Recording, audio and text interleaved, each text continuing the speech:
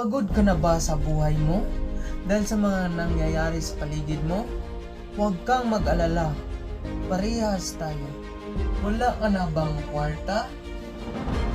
Parehas tayo. My point is, huwag kang masyadong mabahala sa buhay mo.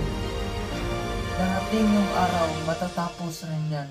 At kung nag-alala ka sa Valentine's Day, unahin mong alalahanin ang utang mo.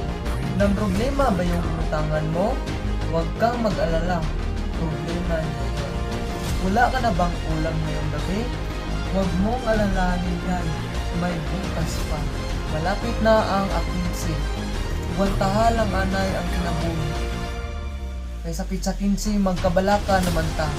At least nakakapot na simpuan.